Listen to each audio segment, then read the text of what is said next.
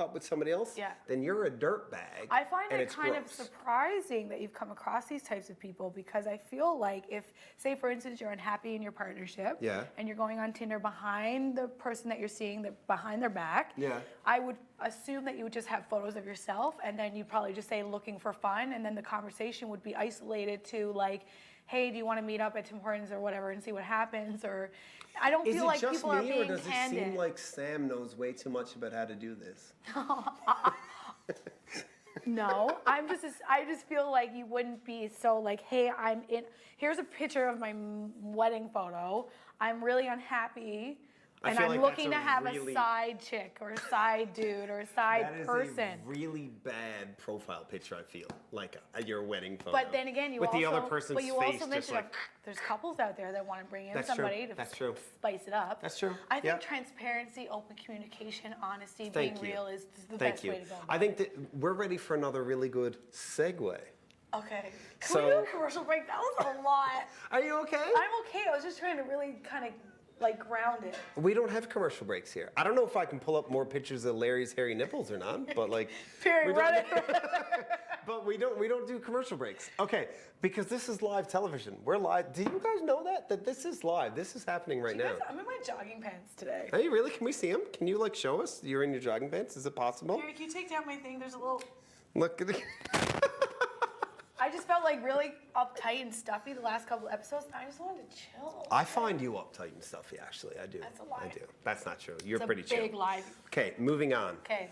Are you familiar with the concept of love languages? You know what? I am. We've talked about this, right? I actually think love languages are very interesting and very important. Incredibly important. And you know, it's funny. The first time I ever heard of them, they weren't called love languages. What were they called? Well, you know, I'm sorry. Did the middle of my sentence interrupt the beginning of yours? Oh my God. That is one of my favorite lines. I'm sorry. I know it's super rude, and I didn't mean to be like a dick about it. Every but time I love we do that a line. show, I'm like, why? Because you think I'm funny. Like 1%. It's the jawline. It's like I got like 35% of Doink Ball's jawline. Like you need to trim up over here and down there. Like it's if only I knew somebody who owned some beauty place where there were barbers. Talented. You know, every time we go over what we're going to talk about, I'm like, this is going to be a good show. This is a good show. And then you get on with your... Come on, Julie, our floor director, she's loving it. This is a great time. She gives us a heart. Look, she's giving us one of these. She's loving it. Okay. I just want to look at myself. So love languages. When I got married in the Catholic Church, right? So when you get married in the Catholic Church, you have like a marriage course. You have to do this course where you learn about, they talk about finances, they talk about sex, they talk about emotional intimacy. Did you just roll your eyes when I said sex?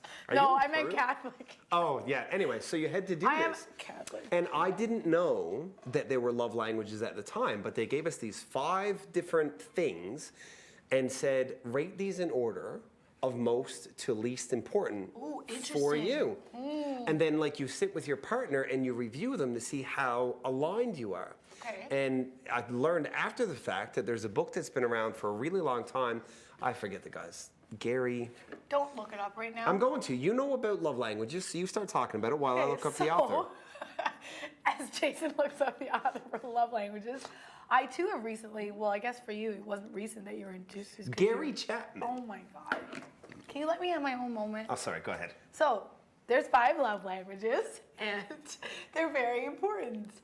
Do you know what your love language is? That's my tea! Yeah, no, you were talking. I sipped from the other side. We're okay. Promise. Ew. Don't give that. Okay. I'm just kidding. So here are the 5 love languages. Some people prefer just little gifts, and it doesn't mean like big things of jewelry. It's just like I'm on the way home. That's all perception or relative to the person. When you say gifts, it could be a big gift. Some people might really want a big gift. That's true. That's true. You're right. It might not just be little gifts. Or it could be like I got gas on the way home and there were M&Ms and I got you M&Ms because they're your favorite. Or they could be like, I booked you a trip to Las Vegas with your girlfriends, all of them, and the penthouse suite. That's pretty intense. Anyway, there's gifts, there's quality time. Some people just want to hang out. Yeah. And it makes them feel loved. Yeah. There are people for whom acts of service are a really big deal. Like I'll go out and shovel the driveway. And you feel loved because I shoveled the driveway. Right. So you didn't have to look at that. Yeah. For other people, it's physical touch. What if you want all of them? I think I want all of them. At Sam Picco, P-I-C-O, on Instagram. If you are up to tolerate this. All the love languages. I want gifts, acts of service. I want words of affirmation. Keep going. Physical touch is a big one for some people. We all need it. Some people need that too, but yes, there is an evolutionary human need perspective. For connection and human touch. Yes. Exactly. Yeah. But there's also there's also some people just need it to feel like they're loved. Right. Right? And then we have words of affirmation. So, for instance, you probably like to be told that you're pretty. Yeah. Makes you feel good. Yeah. Like you feel like somebody cares about you if they compliment how you look. Yeah. Right? And people also like to be told that they're loved. Yeah. Some people don't need to be told that they're loved like, because "Yeah, I they get it through the gifts. They get Yeah. it through the physical touch. True. They get it through the other things. Yeah. So what I would like to talk about now is what's your number one? Like rate them for me. Like even top three. You know what? I've been looking and reading and learning about love languages for a little bit now because it's always important to know that. It is. Self-awareness, like you said, is very important. Yeah. And I can't really narrow down what one. I know Really? it's not gifts. I'm not a gift Me neither. person. It's like bottom of the list for me. Yeah, so I know it's not Yeah. gifts. I also don't care about acts of service. Well, I think I'm not trying to be sexist in any way, but I understand that from a male perspective because I feel like if I was out shoveling the driveway or mowing the lawn, you'd be like, I feel demasculated. Is that a word? It is. It's a good one actually, Yeah. and it was used perfectly. Thank you. Ladies and gentlemen, Sam Picco at SAM. Okay, stop. Stop it. Okay, I understand why acts of Yeah. service. For me, I feel like I do lots of acts of service for other people. So if someone did that for me, I think I would really appreciate that. Yeah. Like when my stepdad takes the backhoe and he plows out my driveway, that makes me feel like he cares. He loves like you. That, it makes you feel like that's he cares. important. So that's the thing that a lot of people don't understand when it comes to love languages. We do the thing for other people that we want other people to do Oh, for okay, us. so it's words of affirmation then. For you? Yeah. Okay, so for you, it's words of affirmation. I want you to look at me and be like, I love you, you're beautiful, you're amazing, you're incredible, you're killing it, you're strong, you're brave, you're powerful. Like, let me hear it. I'm just gonna make some notes, just so I know how to talk to Sam when she's being a douche. Yeah. Yeah. No, Okay, I think so- it's words of affirmation. You know maybe? what? I think mine is too. Yeah. Physical touch is really high for me too. Of course. Yeah. That's I'm an important. extreme extrovert. I love to be around people. Oh, yeah, I'm I do like I'm a touch. big hugger. Yeah, me too. Yeah. Yeah. I really don't care about gifts No. or acts of service. Quality time is important to me. Quality time is important. Rebecca's calling. It's my sister. Hey, Rebecca. You wouldn't be calling if you were watching. Rebecca? She always watches our episodes and she critiques. She's like, I love the way that you and Jason give each other crap. She's like, it's hilarious. Well, that's what She's we like, do. more specifically when I shut you down when you're being kind of crazy. Wow. Crazy. Wow.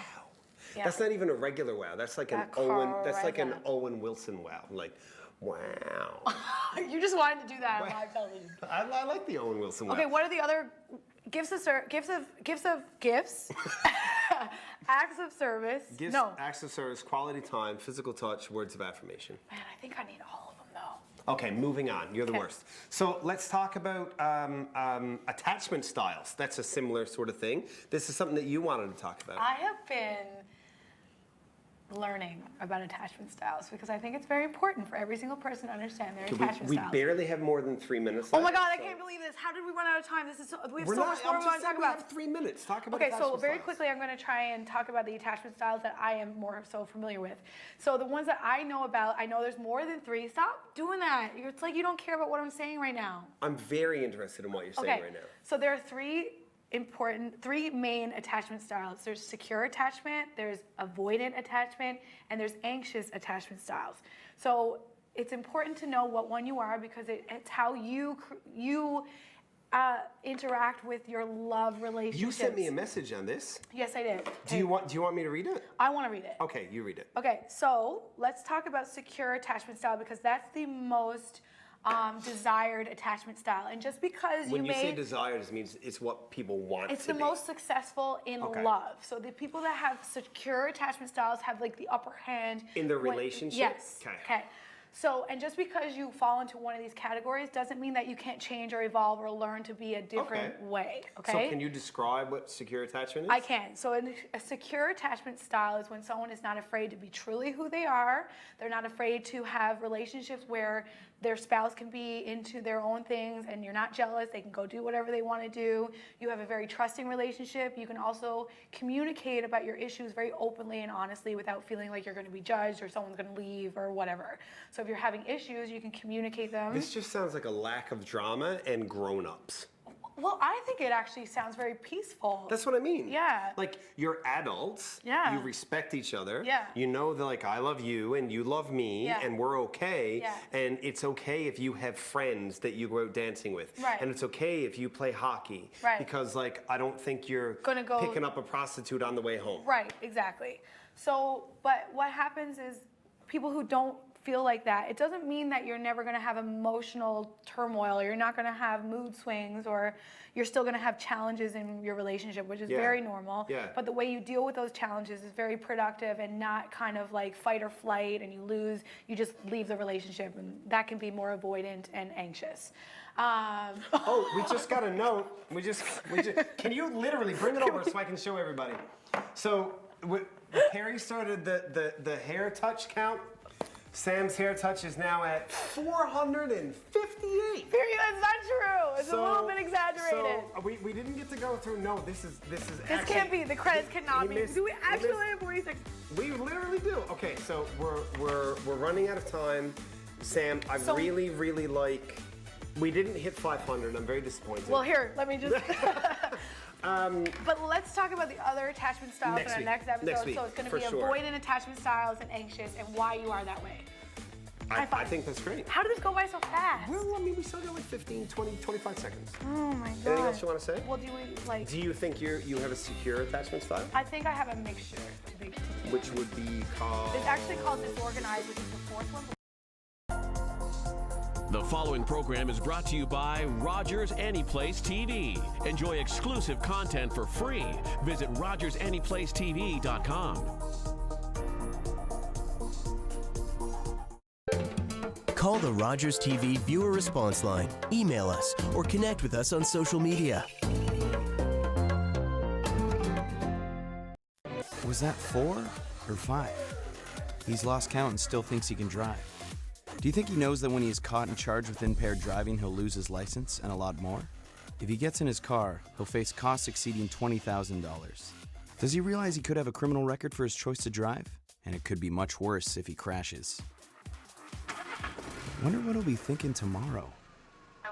Have a Holden one at 15. Visit ArriveAlive.org to find out more.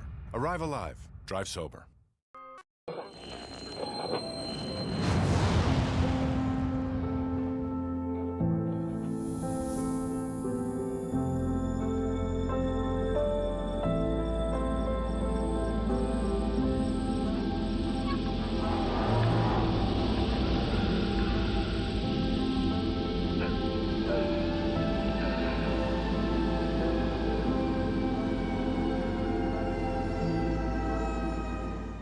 It started with a passion to innovate, with a young man determined to honor his father's legacy. By purchasing Canada's first FM radio station, he would change our communications landscape forever. Now that exceeds my wildest dreams. 60 years ago, Ted Rogers started our company to connect Canadians to the people, places, and things that matter most, and to make more possible for all of us. You can make more.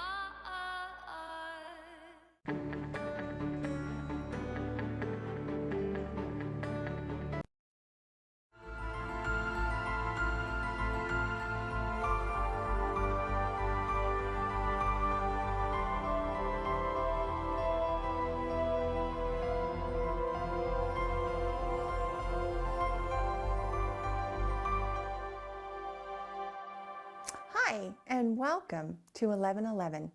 I'm Roberta Hewitt, and I am so happy to be here with you today. We are filming in beautiful Holyrood, Newfoundland, and I am so excited to share with you a conversation with a truly remarkable spiritual man, Brent Bashira.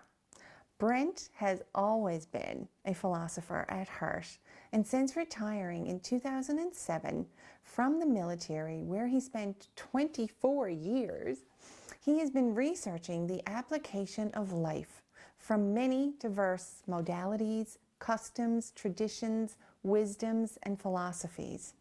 From ancient times to current quantum understanding, Brent's findings show us how this applies to us and our connection with nature and how we choose to participate.